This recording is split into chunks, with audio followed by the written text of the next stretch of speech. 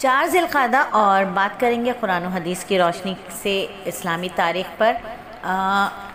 آج کل جو ہم بات کر رہے ہیں اسلامی تاریخ پر 5 منٹ کے مدرسے میں، وہ ماہ ذی القعدہ کے مطابق ہے۔ ماہ ذی القعدہ حج کا تمہیدی مہینہ ہے، حرمت والا مہینہ ہے، اور اسی مہینے سے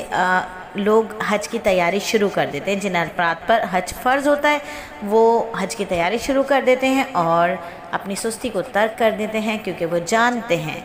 کہ اللہ رب العزت کو اس شخص سے کوئی غرض نہیں، چاہے وہ یہودی مرے یا نصارہ مرے، جس پر حج فرض ہو اور وہ حج کے لیے رخت سفر نہ باندھے۔ تو اسلامی تاریخ پر آج ہم بات کریں گے منا پر۔ منا وہ مقام ہے جہاں پر حجاج اکرام 8 ذی الحجہ کو پہنچتے ہیں۔ 5 منٹ کے مدرسے میں صرف آپ سے لیں گے آپ کے 5 منٹ۔ منا بیت اللہ کے مشرق میں 3 میل کے فاصلے پر وادی محصر سے جمرہ عقبہ تک ایک وسیع میدان ہے، اور یہیں پر جب شیطان نے 3 مرتبہ حضرت ابراہیم اور اسماعیل علیہ السلام کو بہکانے کی کوشش کی تھی، تو حضرت ابراہیم علیہ السلام نے بسم اللہ پڑھ کر اس کو کنکری ماری تھی اور وہ راستے سے ہٹ گیا تھا۔ اسی یادگار میں یہاں پر جمرہ عقبہ، جمرہ وسطیٰ اور جمرہ اولیٰ کے نام سے 3 ستون بنا دیے گئے ہیں۔ انہی جمرات پر حاجی لوگ 10 سے 12 ذی الحجہ تک کنکریاں مار کر سنت ابراہیمی کی یاد کو تازہ کرتے ہیں۔ منا سے متصل وادی محصر میں حاجیوں کو قیام کرنا ممنوع ہے، کیونکہ اسی جگہ پر ابرہہ نامی بادشاہ اور اس کی فوج کو اللہ کے حکم سے ابابیل پرندوں نے کنکریوں کے ذریعے ہلاک کیا تھا، اور اللہ تعالیٰ نے اپنے گھر کی حفاظت فرمائی تھی۔ اور زیادہ تفصیلات جاننا چاہتے ہیں تو پھر ہم آپ کو یاد دلاتے چلیں کہ فوراً نمبر ڈائل کر لیجئے 0333130829 تاکہ آپ اور آپ کے وہ عزیز جو جا رہے ہیں حج و عمرے کے لیے اور زیارات کے تاریخی مقامات اور تاریخ کو جاننا چاہتے ہیں، تو وہ فوری طور پر اللہ کے مہمانوں کا حلقہ جوائن کریں،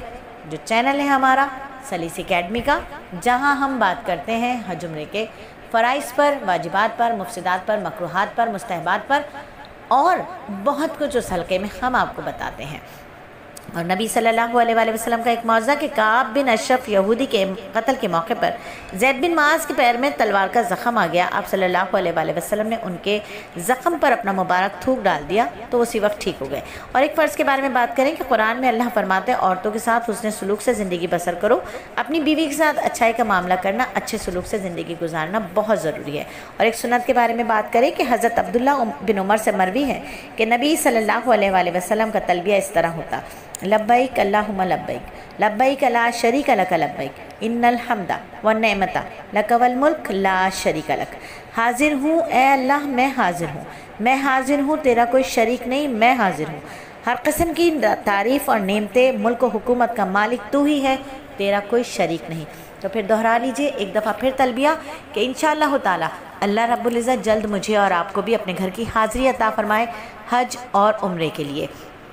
لبیک اللہم لبیک، لبیک لا شریک لک لبیک، ان الحمد والنعمت لک والملک لا شریک لک۔ اور ایک بہت ہی اہم عمل کی فضیلت کہ نبی صلی اللہ علیہ وآلہ وسلم نے فرمایا حج اور عمرہ کرنے والے اللہ کی جماعت ہیں، جب وہ لوگ دعا کرتے ہیں تو اللہ تعالیٰ ان کی دعا قبول فرماتے ہیں، اور جب مغفرت طلب کرتے ہیں تو اللہ تعالیٰ ان کی مغفرت فرما دیتے ہیں۔ اور ایک گناہ کے بارے میں بات کریں کہ قرآن میں اللہ تعالیٰ فرماتا ہے جو لوگ اللہ تعالیٰ کے حکم کی خلاف ورزی کرتے ہیں ان کو اس سے ڈرنا چاہیے کہ کوئی آفت ان پر آ پڑے یا کوئی دردناک عذاب ان پر آ جائے۔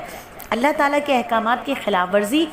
اس موقع پر کی جاتی ہے جو بے انتہا شکر کا موقع ہوتا ہے، یعنی عموماً بیٹے اور بیٹی کی شادی جس کے لیے مائیں پریشان ہے، رشتہ نہیں ہو رہا،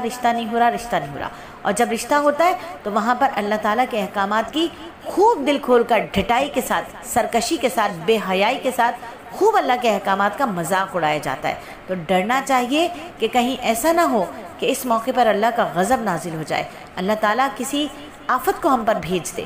اور انہی آفتوں سے بچنے کے لیے، معاشرے کے انہی مسائل پر بات کرنے کے لیے سلیس اکیڈمی آپ کو دیتا ہے ایک ایسا حلقہ جس کا نام ہے سلیس تربیت زندگی، جہاں ہم سیکھتے ہیں مضبوط خاندانی نظام کیسے دوبارہ سے فعال ہو، بہتر ہو۔ حلقے کو جوائن کرنے کے لیے ہم آپ کو بتاتے ہیں کہ صرف آپ کو ایک نمبر ڈائل کرنا ہے، اور وہ ہے 0333130829۔ اور دنیا کے بارے میں قرآن میں اللہ فرماتا ہے دنیا کا سامان کچھ ہی دن رہنے والا ہے، اس شخص کے لیے آخرت ہر طرح سے بہتر ہے جو اللہ تعالیٰ سے ڈرتا ہو، اور قیامت میں تم پر ذرا برابر بھی ظلم نہیں کیا جائے گا، اور جنت کے پتوں کی ہوگی بہت ہی سریلی آواز کہ نبی پاک صلی اللہ علیہ وآلہ وسلم نے فرمایا جنت میں ایک درخت ہے جس کی جڑیں سونے کی ہیں اور اس کی شاخیں ہیرے اور جواہرات کی ہیں۔ اس درخت سے ایک ہوا چلتی ہے، ایک سریلی آواز نکلتی ہے جس سے اچھی آواز سننے والوں نے آج تک نہیں سنی۔ اور طب نبوی سے علاج کے بارے میں بات کریں کہ ام عائشہ رضی اللہ تعالیٰ عنہ فرماتی ہیں، جب نبی صلی اللہ علیہ وآلہ وسلم بیمار ہوئے تو حضرت جبرائیل علیہ السلام نے اس دعا کو پڑھ کر دم کیا۔ دعا آپ کو لکھ کر بھیج دی جائے گی۔ اور نبی صلی اللہ علیہ وآلہ وسلم نصیحت فرماتے ہیں، جو آدمی تم سے اللہ کا واسطہ دے کر پناہ مانگے اسے پناہ دے دو، اور جو آدمی تم سے اللہ کا واسطہ دے کر سوال کرے اسے دے دو، اور جو شخص تمہارے ساتھ کوئی بھلائی کرے تو تم اس کا بدلہ دو، لیکن اگر تم اس کا بدلہ دینے کے لیے کوئی چیز نہ پاؤ تو اس کے لیے دعا ہی کرو یہاں تک کہ تم کو اطمینان ہو جائے کہ تم نے اس کا بدلہ دے دیا۔ الحمدللہ 5 منٹ کا مدرسہ صرف اور صرف 5 منٹ 42 سیکنڈ میں مکمل ہوا۔